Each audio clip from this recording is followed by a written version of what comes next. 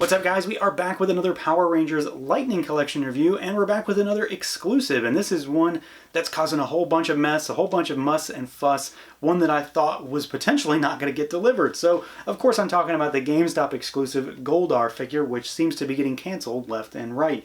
So, we've got this guy here in our standard Lightning Collection box, but of course it's done up in a yellowy gold color motif because, well, Goldar. So you've got him there in the window. We've got some artwork that wraps around from the front to the side, and then the back of the box has got a render of our big gold guy there. And yeah, he's looking pretty stellar. I'm really excited to take a look at this one, so let's do it. Let's pull him out and take a look.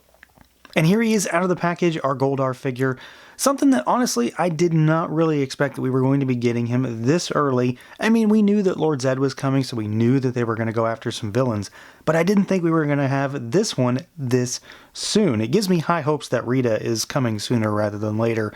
And frankly, there is a lot of cool stuff going on with this figure, just like there is with Lord Zed.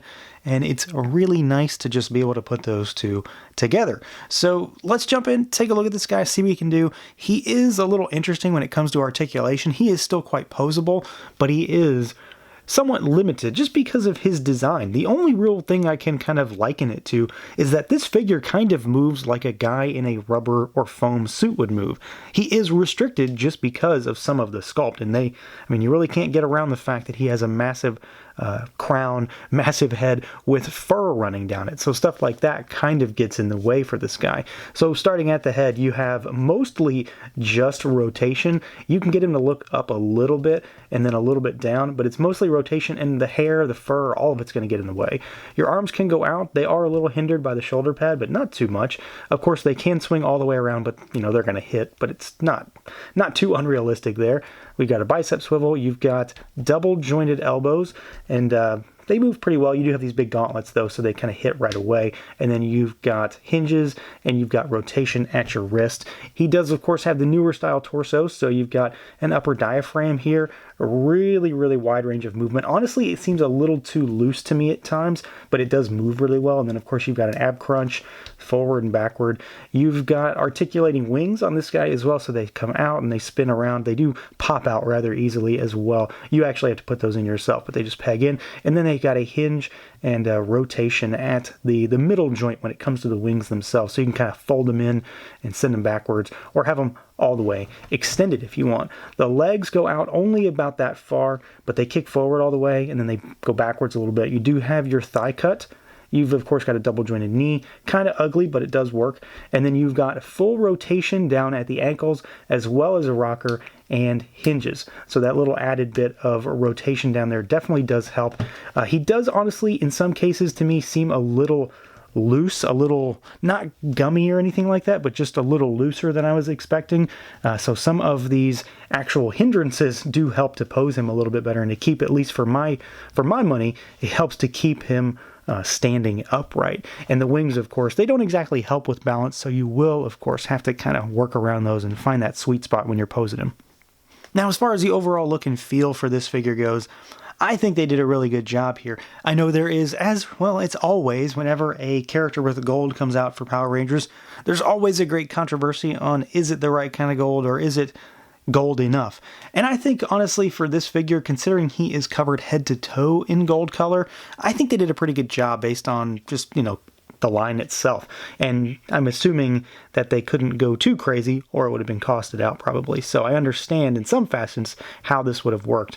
I do think that the gold color is pretty good. Of course, I'm a big fan of the swirly pearlescent, you know, kind of metallic colors that they use when it comes to plastic, the molded plastic. So they kind of have me right then and there. But there is gold paint on this figure. It's on kind of like the waist pads, and here on the crotch piece, and on the inlay here, and then also up on the shoulder pads. So there is some, but for the most part, it's kind of what you would expect. He's covered in just molded goldy plastic. It's not gold, but it's definitely a gold type color. I do have, unfortunately, a little bit of a paint flub down here on this kneecap. There's a little little nick in the paint on there. But as far as the overall color, I mean, I think he looks right. I think he looks good. I'm okay with the mix of paint and molded plastic. I think he looks fine, and he definitely shines. I mean, you can see it right now. In the right light, he will just sort of glow almost, which works really well for me. This armor, though, does have a lot of detail in it. It's not just flat plastic. There is almost like little pock marks that run throughout it, like on the gauntlets, and then you can see it in the waist pads, and then kind of like the girdle area, and then down here on his shin guards, and then of course you've got his kind of two-toed monster feet down there as well. And even his kind of undersuit, because there is a body under here, is like that muscle striation type of look for his abs right here, which I think is a nice little touch. You know, it's one of those things that is accurate and should be that way, but it's one of those things that you think, oh, they might not actually do that.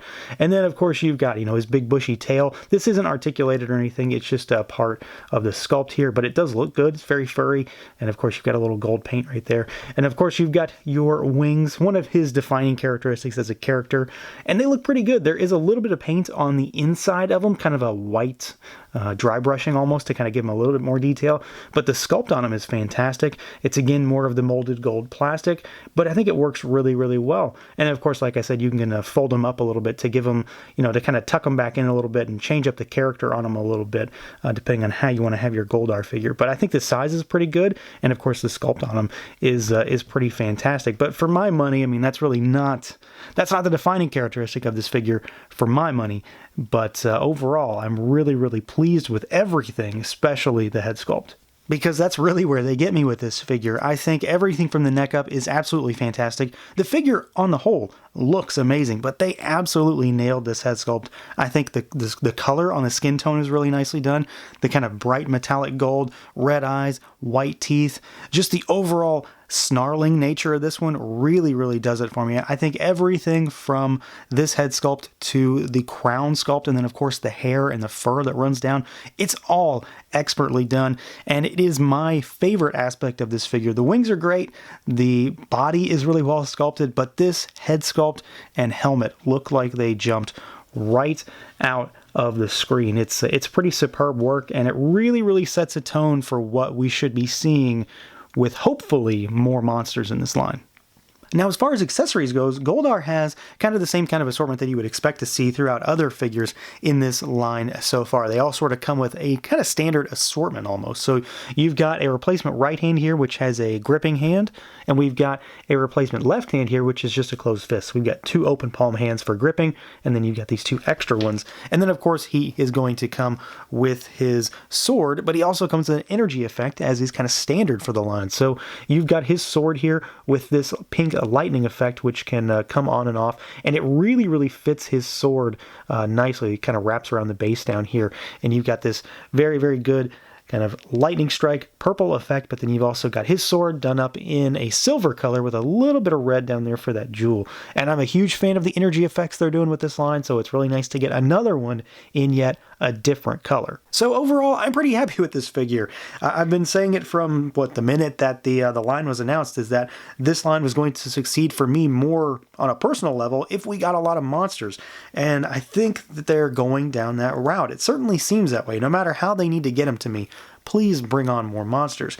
Goldar, though, I think is a solid entry in this line. He's a good follow-up to Zed and, of course, the Putty. They kind of make a nice, tight group there. The only real issue that I could mention on my particular figure, I don't know if it's going to be an ongoing problem, is that I just think he feels a little loose in some ways than I had expected, especially around the knees and at the torso. But for the most part, he looks stunning. I think the colors work really well. I absolutely love the head sculpt, and he comes with all the accessories that we need for this figure. So I'd suggest grabbing him. There's really no reason not to. It's a keystone character when it comes to MMPR. So that's going to do it for this look at the GameStop exclusive Goldar figure. Let me know what you guys think. Feel free to like, comment, subscribe, and share, and until next time.